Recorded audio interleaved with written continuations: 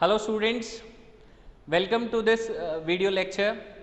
I Yash Santwani from Shiv Jyoti Educational Group.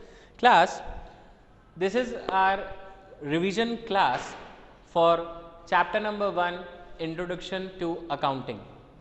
ये जो हमारा आज का वीडियो लेक्चर है ये एक रिवीजन लेक्चर है जिसके अंदर हम लोग इस चैप्टर के जितने भी इम्पॉर्टेंट टॉपिक्स हैं उसके ऊपर एक डिस्कशन करने जा रहे हैं. Alright, so students, these are the topics, or we can say like these are the points which is very much relevant and which is very much important for this particular chapter. This is chapter number 1 Introduction of Accounting as per the NCERT. और अगर हम लोग DK Goyal की बात करते हैं तो it is the combination of chapter number 1 and chapter number 2.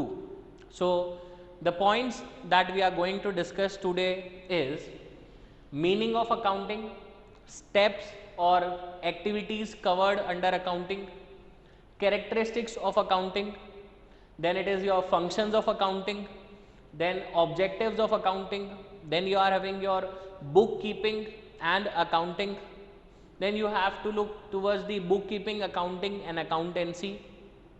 Next is your users of accounting, and the last topic for this video lecture will be your important terms. जो हमारे accounts के अंदर important terms होती हैं, जो भी terminology important होती है उसको हम लोग डिस्कस करेंगे. Alright class, so let's begin with the session. But before moving further I request you all to go through the lecture along with your books in your hand. आप DK Goyal और अपनी NCERT अपने साथ में रखेंगे और फिर इस रिविजन क्लास को आप लोग देखेंगे. Alright, so the very first we are having in this is the meaning of accountant. आपके लिए अकाउंटिंग का क्या मतलब होता है, what do you mean by accounting? Alright, lots of questions are there जो इस यहाँ से फ्रेम होते हैं हमारे पास में. So the meaning of accounting is the process of collecting, recording, summarizing and communicating the financial information to its users for correct decision making.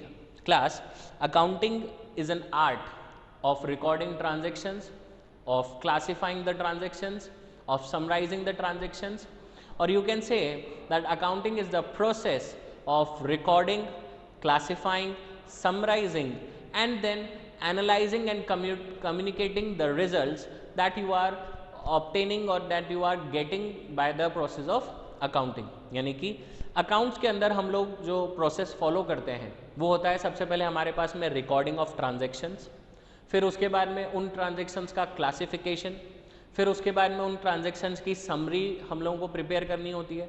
And after preparing the summary what we'll do is we'll just prepare our financial statements and then an analysis have to be done on those financial statements and then we have to communicate the financial results और the output of those financial statements to the users of accounting. Alright class, so this was all about the meaning of accounting. Let's move further for the next topic, and that is steps or activities covered under the accounting. It can also be termed as accounting process, it can also be termed as accounting cycle. इसको accounting process भी कहा जा सकता है और accounting cycle भी कहा जा सकता है. Alright class, so the steps which you have to cover under this accounting process are identifying, measuring, recording, classifying, summarizing, analyzing, interpreting and then the last is your communicating. सबसे पहला है हमारे पास में इसके अंदर identifying. Under this step, under the identification step, what you have to do is you just have to identify the transactions that whether they are capable to get recorded in accounts or not. यानी कि हमें identify करना होता है कि हमारे transactions जो हैं वो अकाउंट्स के अंदर रिकॉर्ड हो सकते हैं या नहीं हो सकते हैं. क्यों? क्योंकि रूल होता है कि only the financial transactions will going to be record in accounting. Alright, so we have to identify that whether the transactions are in financial nature और not. Then we have to measure. Class, let me tell you one thing, that only those transactions can be recorded in accounts which can be measured in the terms of money or which can be measured in the monetary terms. Alright, so after the identification of the transaction we have to measure those transactions in the monetary unit or in the monetary terms. तो अगर उनका measurement monetary terms में हो पाएगा तभी हम उसकी recording कर सकते हैं।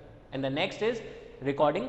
एक बार आपने देख लिया कि आपका जो ट्रांजेक्शन है वो रिकॉर्ड हो सकता है, then what you have to do is you just have to make a systematic record of your transactions, of your identified and measured transactions। जो भी हम लोगों ने फाइनेंशियल ट्रांजेक्शन्स देखे हैं जो कि मॉनेटरी टर्म्स में हमारे पास में अवेलेबल हैं, उनकी हम लोगों को सिस्टमेटिक रिकॉर्डिंग करनी होती है। And this particular process is known as journal entries, or you can say the subsidiary books of accounting, or you can say the accounting equation when it comes to the practical aspect। अगर हम practical aspect की बात करें तो recording of transactions का मतलब होता है ट्रांजैक्शंस की जर्नल एंट्री करना, उनकी और you can say the subsidiary books prepare करना, अकाउंटिंग इक्वेशन बनाना, ये सब हमारा रिकॉर्डिंग का पार्ट है। Alright class, the next you are having is your classifying. Recording के बाद में आता है क्लासिफाइंग। तो जब आप अपने ट्रांजैक्शंस की जर्नल एंट्रीज प्रिपेयर कर देते हैं, after preparing that journal entries you have to prepare ledger accounts. हम लोगों को लेजर पोस्टिंग करनी होती है, अलग अलग लेजर अकाउंट्स बनाने होते हैं, उन जर्नल एंट्रीज को क्लासिफाई करना होता है, क्लासिफिकेशन करना होता है उनका हम लोगों को। सपोज अगर कोई ट्रांजैक्शन है जो कि कैश से रिलेटेड है तो वो सारे की सारे ट्रांजैक्शन हमारे कैश के लेजर अकाउंट में शिफ्ट हो जाएंगे। अगर कोई ट्रांजैक्शन है जो कि मशीनरी से रिलेटेड है तो जितनी भी जर्नल एंट्रीज होंगी उन सभी की पोस्टिंग हम लोग हमारे मशीनरी अकाउंट में कर लेंगे। In the same manner if the transaction is related to your capital account, अगर जर्नल एंट्रीज में कैपिटल जहाँ जहाँ पर आ रहा है तो हम लोग कैपिटल नाम का एक लेजर बनाएंगे और वहाँ पर अपनी पोस्टिंग कर देंगे। Alright class, in short what we are doing is we are just doing a classification of our journal entries. हम हमारी जर्नल एंट्रीज का क्लासिफिकेशन कर रहे हैं और उनको लेजर पोस्टिंग बना के एक लेजर अकाउंट ओपन कर रहे हैं, ताकि अगर हम लोगों को कोई पर्टिकुलर अकाउंट की डिटेल चाहिए हो तो हम लोग सीधा उसका लेजर ओपन करें और वो डिटेल हमारे पास में आ सके। Alright class, now the next is your summarising. Suppose if the user of accountings are demanding only for the summary of our accounts, if the user of accounting are demanding only for the summary or they are demanding only for the last or end results of our accounting, then what they have to do, वो लोग पूरे ledger accounts को तो देखेंगे नहीं, सारी journal entries को तो देखेंगे नहीं, तो हमें क्या करना होता है, जो भी लेजर के क्लोजिंग बैलेंसेज होते हैं उन्हें हमें एक शीट पे मेंशन कर देना होता है, and that particular thing is known as your trial balance, and the process of doing the same is known as summarising. हम लोग क्या कर रहे हैं, हम लोग हमारे अकाउंट्स की जितनी भी लेजर अकाउंट्स हमने प्रिपेयर करे थे उनके एंड रिजल्ट्स की एक समरी प्रिपेयर करके प्रेजेंट कर रहे हैं, एंड देयरफॉर द प्रोसेस और the step is known as summarising. Alright class, next is your analysing. हम लोगों को अलग अलग तरीके से एनालिसिस करना होता है हमारे फाइनेंशियल स्टेटमेंट्स का। Financial statements include your balance sheet, your profit and loss account, cash flow statement and many things other. Alright, so what we have to do is we just have to make a detailed analysis of our financial statements, and there are different kind of tools available with us for the same thing, for the same process. The tools that are available with us are the ratio analysis, the cash flow statement, the comparative financial statements, common size statements, जो कि हम लोग आगे चल के class 12th में देखेंगे। वहाँ पे हमारे पास में पूरा एक अलग से एक पूरी बुक है अलग से जिसका एनालिसिस ऑफ फाइनेंशियल स्टेटमेंट्स करके टॉपिक है, बुक है हमारे पास में। Alright, then it is your interpreting and the next is your communicating. Alright class, the last part is your communicating, that we have to communicate our financial results with the users of accounting. So class, let's move further with the next topic and that is characteristics of accounting. क्या क्या characteristics होते हैं हमारे accounting के अंदर, एक बार ये देख लेते हैं हम लोग। Accounting is an art as well as science. It is in the both of the nature. Arts भी है, science भी है. Alright. Records only financial transactions. I have already told you कि accounting के अंदर सिर्फ financial transactions की ही recording होती है. Next, records transaction in the monetary terms, यानी कि जितने भी transactions हम लोग record करेंगे वो सभी transactions monetary terms में ही होने चाहिए. And perform various functions. Functions अभी हम लोगों ने देखे थे क्लास, जो भी स्टेप्स थे हमारे पास में, identification, recording, classifying, summarising, interpreting and communicating. Alright, so these are the characteristics of accounting. Let's move further. Next we are having is functions of accounting. Accounts के अंदर क्या क्या फंक्शंस हम लोगों को फॉलो करने होते हैं। Alright, So we have already prepared, we have already provided you a detailed information of all of these topics. This is just a revision class going on for all of you, so that you can get prepared for yourself. All right, and these are the some important topics from those detailed discussion that we are covering in a revision session. All right class. So the next topic is functions of accounting. The functions of accounting are identifying the monetary transactions, पहले हमें identify करना होता है, recording the monetary transactions. In short जो हमारे steps of accounting थे वो ही same हमारे पास में क्लास फंक्शंस ऑफ अकाउंटिंग के अंदर भी हो जाता है, ठीक है. Identifying, recording, classifying, summarising, interpreting and last is the communicating. Alright class, so let's move further now. Next is your objectives of accounting. जो नेक्स्ट टॉपिक है हमारा वो है ऑब्जेक्टिव्स ऑफ अकाउंटिंग. तो ऑब्जेक्टिव्स ऑफ अकाउंटिंग के अंदर आता है क्लास हमारे पास में maintenance of the records of business transactions, यानी कि जितने भी रिकॉर्ड्स हम लोगों के पास में होते हैं या जो भी ट्रांजेक्शन्स हम लोग करते हैं उसका प्रॉपर रिकॉर्ड मेंटेन करके रखना, ये अकाउंटिंग का एक ऑब्जेक्टिव है. Next is your calculation of profit and loss, the very most important objective of accounting. हम लोग अकाउंटिंग करते क्यों हैं? हम लोग बिजनेस करते हैं प्रॉफिट और लॉस अर्न करने के लिए, I must say profit earn करने के लिए. ऑलराइट, तो हर बिजनेस ओनर ये जानना चाहता है कि एक पर्टिकुलर टाइम पीरियड के बाद में उसने बिजनेस में कितना प्रॉफिट अर्न करा या उसने कितना लॉस बेयर करा. ऑलराइट, तो it is the another objective of accounting, the very important objective, that is the calculation of profit and loss, because calculation of profit and loss can only be done by systematic recording, by the proper accounting process. Alright class, the next we are having is stating the reasons of profit or loss. हमें reasons भी उसमें mention करने होते हैं कि profit हुआ है तो क्यों हुआ, loss हुआ है तो क्यों हुआ है. Then to know the financial position of the business, it is again the next objective. हम लोग एक लास्ट में जाकर हम लोग बैलेंस शीट प्रिपेयर करते हैं जिसमें हमारे पास में हमारी असेट्स और लाइबिलिटीज़ हमें बतानी होती हैं. ऑलराइट क्लास, असेट्स और लाइबिलिटीज़ बतानी होती है ऑन अ पर्टिकुलर डेट. उन पर्टिकुलर डेट पे हमें हमारी फाइनेंशियल पोजीशन का पता लग जाता है. तो it is the another objective for accounting. The next is your to prevent and detect errors and frauds. Of course if you are maintaining proper books of accounts, if you are maintaining proper systematic accounting records, then of course you can definitely identify or you can definitely prevent your error or fraud that is being happening in the system. Alright, next is your control of management. अगर आप systematic accounting रखते हैं तो आपका management भी जो है वो controlled हो जाएगा अपने आप ही. कैसे? सपोज मान लीजिए हम हमारे एम्प्लॉयज़ का प्रॉपर रिकॉर्ड रख रहे हैं, उनका प्रॉपर ट्रैक हम लोग मेंटेन करके रख रहे हैं, कितना उनका अमाउंट ड्यू है, कितना सैलरी उन्हें देना है, कितने दिन उनका वो लोग एब्सेंट हुए हैं. ऑलराइट, एंड कितना स्टॉक यूज़ में आ रहा है, कितना गुड्स हम लोग ले रहे हैं, कितना पेमेंट हमें हमारे क्रेडिटर्स को करना है, कितना डेटर्स से लेना है. तो ये सारी चीज़ें अगर हम लोग प्रॉपरली मेंटेन करते हैं तो कंट्रोलिंग भी ऑटोमेटिकली ही स्टार्ट हो जाती है एक मैनेजमेंट के अंदर. Alright class, so these were the objectives of accounting. Now let's move further. Next we are having with us is your book keeping and accounting. Very important terms they are.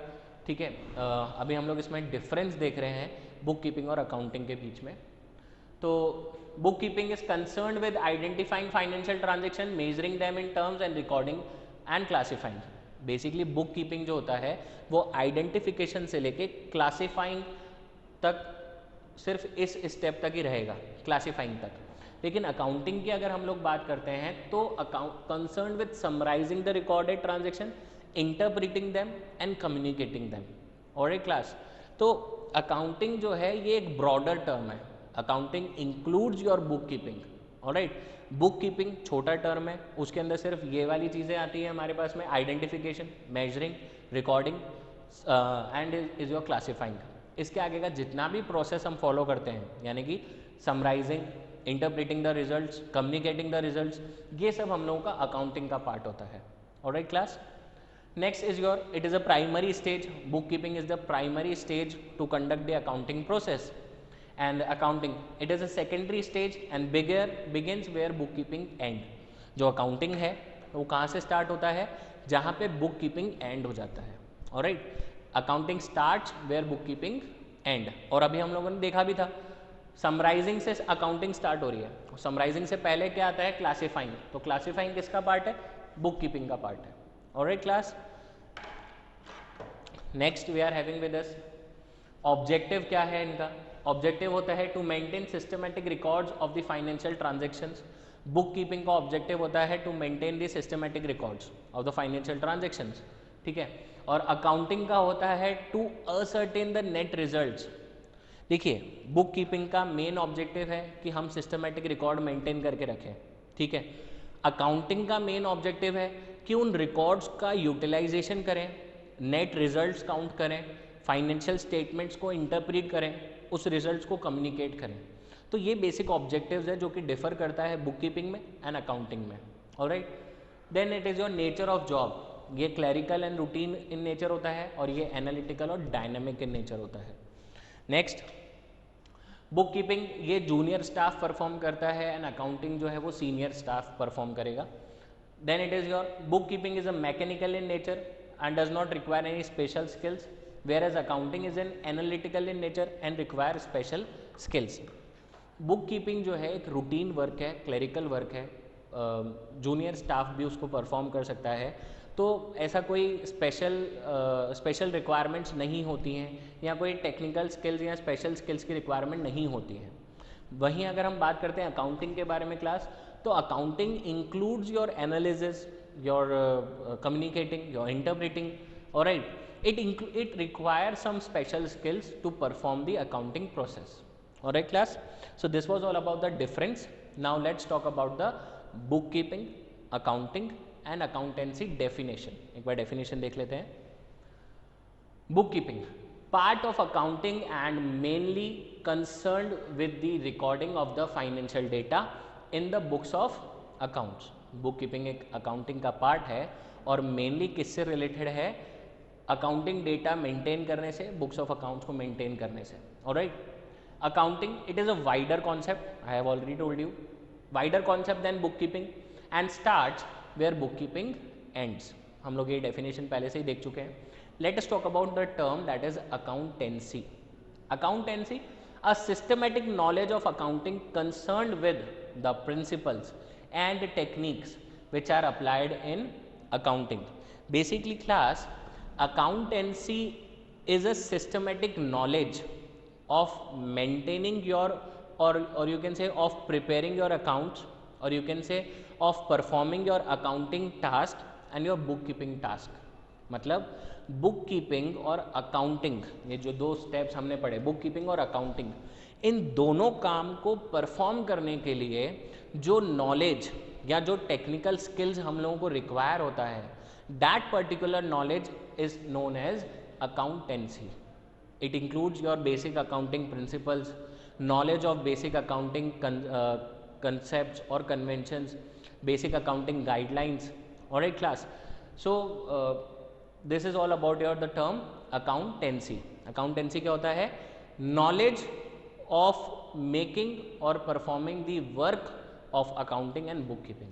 All right class, now the next we are having with us is the users of accounting. कौन कौन होते हैं जो users of accounting होते हैं? दो तरीके के होते हैं क्लास हमारे पास में, एक होता है इंटरनल, एक एक्सटर्नल. इंटरनल का मतलब जो हमारे मैनेजमेंट के अंदर का पार्ट है. For an example it is landers. Landers कौन होते हैं? जो जिनसे हम लोग पैसा उधार लेते हैं, ठीक है, और यू कैन से जिनसे हम लोग गुड्स उधार में लेते हैं, लैंडर्स, ठीक है. Investors, the person those who are investing their money in a business, basically the owners. Then it is your creditors. Creditors का मतलब जिन्हें हमें पेमेंट करना है, जिनसे हम लोगों ने गुड्स उधार में खरीदे हुए हैं. Then next is your employees. Employees जितने भी हमारे ऑर्गेनाइजेशन में वर्क कर रहे हैं उनको भी अकाउंट्स के लिए यूज़ होता है. Researchers, government and your society. Alright, so basically ये हैं हमारे पास में जो कि अकाउंट्स के यूज़र्स बनते हैं. गवर्नमेंट को अकाउंटिंग चाहिए रहता है so that they can keep a track of your business, कि आप प्रॉपर वे में टैक्सेशन फिल कर रहे हैं, नहीं कर रहे हैं, प्रॉपर अपना प्रॉफिट और लॉस शो कर रहे हैं, नहीं कर रहे हैं. सोसाइटी को रिक्वायरमेंट होती है कि आप अपने आप कितने रिसोर्सेज किस तरीके से यूज़ में ले रहे हैं. Alright, is there any requirement for the employees in your organisation, तो वो सोसाइटी से ही आपको मिलेगा. ऑलराइट क्लास, रिसर्चर्स होते हैं जो एनालाइज करते हैं अलग अलग बिजनेस के अंदर, जो कि काफ़ी सारे रिसर्च करते रहते हैं अलग अलग बिजनेसेस को कंपेयर करके, तो उन्हें भी फाइनेंशियल स्टेटमेंट्स की रिक्वायरमेंट्स होती हैं। Alright, now let's move to the next thing, important terms. Class यहाँ तक का जितना पार्ट था वो डीके गोयल के चैप्टर नंबर 1 का पार्ट है। Alright, and if you talk about NCERT, तो मैंने आपको बता ही दिया है चैप्टर एनसीईआरटी में chapter number 1 includes important terms as well as the theoretical part, ठीक है। लेकिन अगर हम बात करते हैं क्लास डीके गोयल के बारे में, तो इम्पॉर्टेंट टर्म्स जो हैं वो चैप्टर नंबर 2 में आता है डीके गोयल, लेकिन एनसीईआरटी में फर्स्ट चैप्टर ही है ये, ठीक है। तो these are some very important terms जो कि आपको पता होने चाहिए या जिसकी नॉलेज आपको होनी चाहिए if you are going through the accounts. अगर आप अकाउंट्स पढ़ रहे हैं तो ये कुछ ऐसे टर्म्स हैं जो कि पूरी लाइफ आपके पास में आपको देखने पड़ सकते हैं, आपको पढ़ने होंगे और आपको याद होने चाहिए। ऑलराइट क्लास, सो एक एक करके देखते हैं इनको हम लोग। सबसे पहला आता है हमारे पास में बिजनेस ट्रांजेक्शन्स। बिजनेस ट्रांजेक्शन्स का मतलब होता है class those events due to which the asset और liability of a business may get change, यानी कि ऐसे इवेंट्स जिसकी वजह से आपके बिजनेस की असेट्स या लाइबिलिटीज़ के अंदर चेंज आ जाए, या फिर आप कह सकते हैं ऐसे इवेंट्स जिसकी वजह से आपके बिजनेस की फाइनेंशियल पोजीशन चेंज हो जाए। ऑलराइट, उन्हें हम बोलते हैं business transactions. The next we are having with us is the capital. Class capital होता है हमारे पास में the amount invested by the investor in our business, यानी कि बिजनेसमैन ने जो भी अमाउंट इन्वेस्ट करा है हमारे बिजनेस में। ऑलराइट, बिजनेसमैन ने जो भी अमाउंट इन्वेस्ट करा है हमारे बिजनेस में, उस पैसे को अगर हम बिजनेस के पॉइंट ऑफ व्यू से देखेंगे तो कैपिटल बोला जाएगा। मतलब इन्वेस्टमेंट बोला जाता है बिजनेसमैन के पॉइंट ऑफ व्यू से, लेकिन अगर हम बिजनेस के पॉइंट ऑफ व्यू से देखें तो वो बोला जाता है कैपिटल। ऑलराइट, थर्ड है क्लास हमारे पास में drawings. Whenever your businessman invest money in the business, that particular thing will be termed as capital. और अगर बिजनेसमैन पैसा विड्रॉ करता है पर्सनल यूज के लिए या गुड्स विड्रॉ करता है पर्सनल यूज के लिए, तो उस ट्रांजैक्शन को या उस इवेंट को बोला जाता है ड्राइंग्स। ऑलराइट, इट मीन्स पैसा अगर हम लोग इंट्रोड्यूस कर रहे हैं बिजनेस में तो कैपिटल, और पैसा या गुड्स अगर हम लोग विड्रॉ कर रहे हैं बिजनेस से, अगर हमारा बिजनेसमैन विड्रॉ कर रहा है बिजनेस से, तो उसको बोला जाएगा drawings. Alright class, next is your expenses. I have mentioned a few wordings for it, that is cost of using things for generating your revenue। मतलब आप जिन चीज़ों को यूज कर रहे हैं for generating the revenue part, ठीक है, उन चीज़ों को यूज करने की जो भी कॉस्ट लगती है उसको हम लोग बोलते हैं एक्सपेंसेस। इन डेली रूटीन टर्म्स अगर हम लोग बात करें या अगर हम बेसिक टर्म्स के बारे में बात करें तो एक्सपेंसेस का मतलब होता है खर्चे जो रोज़ हमारे बिजनेस के अंदर हो रहे हैं या मंथली बेसिस पे हो रहे हैं। ऑलराइट क्लास, जिसका नेचर करंट नेचर होता है।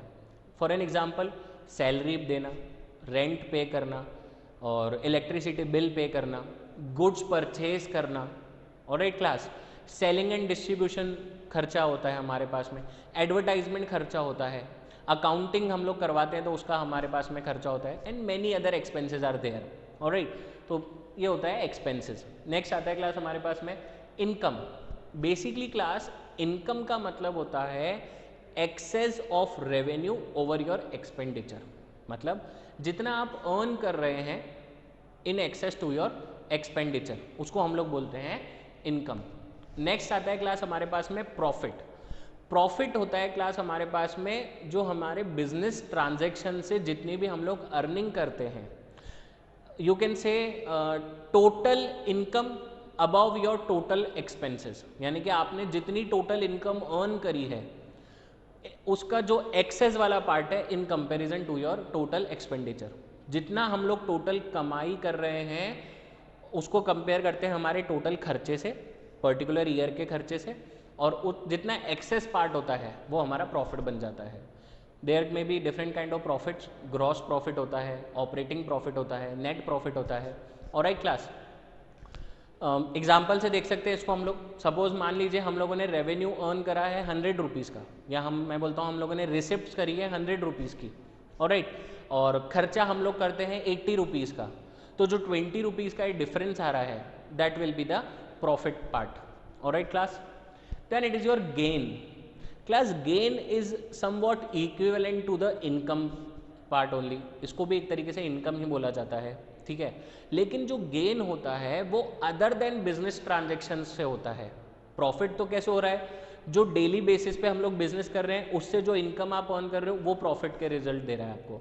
लेकिन गेन एक ऐसी चीज़ होती है जो कभी कभी होने वाली एक्टिविटीज से होता है। फॉर एन एग्जाम्पल, आपने कोई असेट परचेस करी 1 करोड़ में, आपने उसको अपने पास में 3-4 साल रखा और अब आप उसको 4 करोड़ में या 3 करोड़ में सेल कर रहे हैं। तो ये जो आपने एक्स्ट्रा अर्निंग करी है अपनी एसेट को सोल्ड करके, that particular thing will be termed as your gain. क्यों? क्योंकि क्लास असेट्स बेचना हमारा बिजनेस नहीं था, it is not our business activities. ये तो हमने एक एक्स्ट्रा इनकम अर्न करी है। तो जितना भी एक्स्ट्रा आप अर्न करते हैं other than your business activities, उसको क्या बोला जाएगा? गेन बोला जाएगा। और बिजनेस एक्टिविटीज से अगर हम कोई इनकम अर्न कर रहे हैं तो उसको क्या बोला जाएगा? प्रॉफिट बोला जाएगा, alright class. The next you are having with you is your loss. जैसे प्रॉफिट होता है, मान लीजिए अगर खर्चे ज़्यादा हो रहे हैं और इनकम कम हो रही है तो फिर वो किस चीज़ में रिजल्ट देगा आपको? लॉस के अंदर, ठीक है। ये सभी टर्म्स आपके पास में एनसीईआरटी में और डीके गोयल के अंदर बिल्कुल अवेलेबल हैं, प्रॉपर डेफिनेशंस अवेलेबल हैं, proper multiple choice questions available हैं। आई रिक्वेस्ट यू ऑल कि आप अपनी बुक्स को रेफ़र करेंगे। डीके गोयल एनसीईआरटी दोनों में ही हर तरीके के क्वेश्चंस अवेलेबल हैं, आपके पास में डेफिनेशंस अवेलेबल हैं, तो आप उसको देखेंगे। Next we are having with us is purchase. Class, whenever you are purchasing the goods, जिस चीज़ का हम लोग बिजनेस करते हैं अगर वो चीज़ हम खरीद रहे हैं तो उसको बोला जाएगा परचेजेस, ठीक है। And then it comes to the sales. जिस चीज़ का आप बिजनेस कर रहे हैं जब आप उसको बेचते हैं मार्केट के अंदर तो उसको बोला जाएगा सेल्स। फॉर एन एग्जाम्पल, मान लीजिए हम लोगों का फर्नीचर का काम है, ठीक है। फॉर एन एग्जाम्पल हम लोग फर्नीचर का बिजनेस कर रहे हैं, तो फर्नीचर बनाने के लिए आप जितना भी मटेरियल खरीद रहे हैं, it can be plywood, it can be iron rods, it can be और नट एंड बोल्ट्स, जितनी भी चीज़ें आप लोग परचेज कर रहे हैं, ठीक है, खरीद रहे हैं, तो वो सारी चीज़ें किस में काउंट होंगी? परचेज में काउंट होंगी। क्यों? क्योंकि आप गुड्स परचेज कर रहे हैं, जिस चीज़ का आप बिजनेस करते हैं उसी चीज़ से रिलेटेड आप चीज़ें खरीद रहे हैं, तो वो परचेज माना जाएगा। And if you are selling furniture, हम टेबल को सेल कर रहे हैं मार्केट में, हम लोग चेयर्स को सेल कर रहे हैं मार्केट में, तो फिर वो किस में काउंट होगा? सेल्स में काउंट होगा। अब सेम एग्जांपल लेते हैं, हमारा काम है फर्नीचर का, हम लोग फर्नीचर में डीलिंग करते हैं। अब मान लीजिए हम लोग अगर बिजनेस में यूज़ में आने के लिए कोई ट्रक परचेज कर रहे हैं या कोई व्हीकल परचेज कर रहे हैं, that particular transaction will not be treated as purchase transaction. क्यों? क्योंकि हम व्हीकल का बिजनेस नहीं करते क्लास। व्हीकल हम लोग क्यों खरीद रहे हैं? बिजनेस में काम में आने के लिए खरीद रहे हैं, बिजनेस एक्टिविटीज़ को परफॉर्म करने के लिए खरीद रहे हैं, तो वो परचेज नहीं माना जाएगा, वो एक्सपेंडिचर माना जाएगा। अभी आगे टर्म आएगा हमारे पास में, ऑलराइट। और देख लेते हैं, नेक्स्ट है हमारे पास में आता है ट्रेड रिसीवेबल्स, ट्रेड पेबल्स।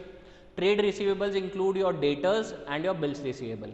मतलब अगर हम किसी को उधार में गुड्स बेच रहे हैं, when you are selling your goods on a credit basis to a person, then that particular person will become a current asset और उसको बोला जाता है डेटर। और अगर वो आपको बिल इशू कर देगा तो उसको बोला जाएगा बिल्स रिसीवेबल। और इन दोनों को कंबाइन करके बोला जाता है ट्रेड रिसीवेबल्स, यानी कि ऐसे पर्सन जिनसे हमें कुछ अमाउंट रिकवर करना है due to trading activities. Trading activities का मतलब purchase and sale of goods, alright. Trade receivables था जिससे हमें रिसीव करना है। नेक्स्ट आता है क्लास हमारे पास में ट्रेड पेबल्स। ट्रेड पेबल्स का मतलब the persons from which you have purchase goods on credit basis, ठीक है। ट्रेड पेबल्स के अंदर आता है हमारे पास में क्रेडिटर्स और बिल्स पेबल। ऐसे पर्सन जिससे हम लोगों ने उधार में गुड्स खरीदे थे और अब हमें उनको पेमेंट करना है, तो वो करेंट लाइबिलिटी बन जाते हैं और वो नाम क्या होता है उनका? क्रेडिटर्स और बिल्स पेबल। मतलब अगर हम किसी को उधार में गुड्स बेचते हैं तो वो डेटर्स बन जाते हैं, ट्रेड रिसीवेबल्स बन जाते हैं। और अगर हम किसी से उधार में गुड्स खरीदते हैं, परचेज करते हैं, तो the same person will become creditors और bills payable in combine we can say trade payables. Next है क्लास हमारे पास में गुड्स। जैसा कि मैंने अभी आपको बताया, गुड्स आर दोज आर्टिकल और दोज थिंग्स जिसका आप लोग बिजनेस कर रहे हैं। सपोज हम फर्नीचर का बिजनेस कर रहे हैं, तो प्लाईवुड खरीदना या कोई भी ऐसी चीज़ खरीदना जिससे हमारा फर्नीचर बनेगा, वो सारी चीज़ें हमारे लिए क्या कहलाएंगी? गुड्स कहलाएंगी। Alright class. Next is your discount. Discount में आता है ट्रेड डिस्काउंट और cash discount. Discount is that negotiation in the price which is being make available by the seller to the purchaser. यानी कि जो गुड्स बेच रहा है, अगर वो आपको डिस्काउंट या प्राइस में अगर आपको कोई डिफरेंस दे देता है, प्राइस में अगर आपको कोई बेनिफिट दे देता है परचेजर को, तो वो बेनिफिट कहा जाता है डिस्काउंट।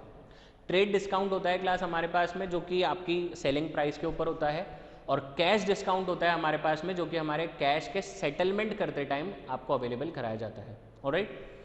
नेक्स्ट है क्लास हमारे पास में लाइबिलिटीज़। लाइबिलिटीज़ में आता है हमारे पास में internal and external. Liabilities are those amount which are liable on us to make payment. Liabilities का मतलब क्या होता है? ऐसा अमाउंट जिसके लिए हम लोग लाइबल हैं पेमेंट करने के लिए, या हम लोगों के ऊपर एक रेस्पॉन्सिबिलिटी है कि हमें उस अमाउंट को वापस लौटाना है या रीपे करना है। Alright class. Internal liabilities, internal liabilities का मतलब होता है मैनेजमेंट के अंदर की लाइबिलिटीज़। जैसे सपोज हमें हमारे एम्प्लॉयज़ को सैलरी पे करनी है, तो सैलरी जब तक आपका ड्यू नहीं होता तब तक तो वो एक्सपेंस रहेगा। ड्यू हो गया है, आपने पेमेंट नहीं करा, तो फिर वो इंटरनल लाइबिलिटी बन जाएगा। एक्सटर्नल लाइबिलिटी, और इसमें और भी आते हैं इंटरनल लाइबिलिटीज़ में, जैसे मान लीजिए कैपिटल, हमारा जो बिजनेस जो ओनर है, बिजनेसमैन है, उसने जो पैसा इन्वेस्ट करा है बिजनेस के अंदर which is termed as capital, तो बिजनेस के ऊपर एक रिस्पॉन्सिबिलिटी होती है, एक लाइबिलिटी होती है कि उस कैपिटल के अमाउंट को हमें वापस लौटाना होता है। ऑलराइट, तो वो इंटरनल लाइबिलिटी बन जाएगा। External liabilities, for an example we have taken a bank loan from the outsider. हमने बैंक से कोई लोन ले लिया है, या हमने हमारे रिलेटिव से कोई लोन लिया है बिजनेस को करने के लिए, अब हमें उसको रीपे करना है। और यू कैन से कि हम लोगों ने क्रेडिट पे गुड्स परचेज करे ट्रेड पेबल से, ठीक है, तो वो हमारे लिए एक्सटर्नल लाइबिलिटीज़ कहलाते हैं। Alright class. The next we are having with us is your assets.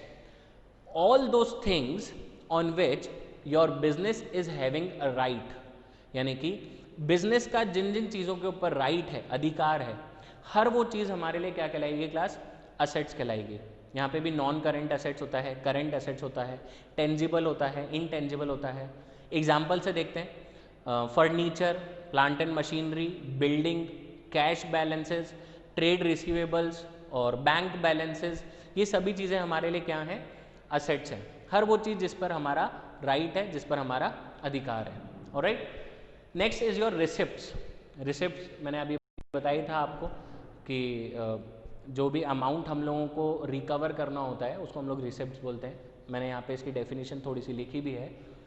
Amount receivables for selling of goods और असेट्स और सर्विसेज। हमने अगर किसी को गुड्स बेचे हैं, या हमने कोई सर्विसेज दी हैं, या हमने कोई असेट अगर किसी को सेल आउट करी है, तो जो अमाउंट हम उससे रिकवर कर रहे हैं उस ट्रांजेक्शन के बदले में, that particular amount will be termed as your receipts. Revenue receipts का मतलब जो कि नॉर्मल बिजनेस ट्रांजेक्शन से हो रही है, यानी कि सेलिंग ऑफ गुड्स अगर हम बेच रहे हैं या सर्विसेज अगर हम दे रहे हैं, तो उससे जितना भी अमाउंट आपको रिसीवेबल हो रहा है वो रेवेन्यू रिसिप्ट्स हो जाएगा। या फिर अगर आपने कोई असेट्स बेची है, आपकी लॉन्ग टर्म ट्रांजेक्शन्स अगर आप कर रहे हैं, असेट्स को बेचना है जो कि अदर देन बिजनेस है, तो फिर वो हमारे लिए कैपिटल रिसिप्ट्स कहलाएगा। Alright class. Next is your expenditure. Class दो टर्म्स होते हैं, एक होता है एक्सपेंस और एक होता है एक्सपेंडिचर। ऑलराइट। एक्सपेंस का मतलब होता है ऐसे खर्चे जो हम लोग एक पर्टिकुलर ईयर के अंदर कर रहे हैं, या हम लोगों को डेली बेसिस पे करने होते हैं या मंथली बेसिस पे करने होते हैं। मतलब ऐसे खर्चे जो हर महीने करने ही हैं, जिसकी फ्रीक्वेंसी बहुत ज़्यादा है, सैलरी देना, रेंट देना, इलेक्ट्रिसिटी बिल पे करना, ये सब तो होते हैं एक्सपेंसेस। लेकिन अगर हम कोई ऐसा खर्चा करते हैं जिसका बेनिफिट हमें एक साल से ज़्यादा के लिए मिलने वाला है, उसको बोला जाता है expenditure. For an example, purchasing of an asset. आपने कोई असेट खरीदी है, तो असेट का यूज़ आप ऑब्वियसली एक साल से ज़्यादा करने वाले हैं। Alright class. That particular expense is termed as your expenditure.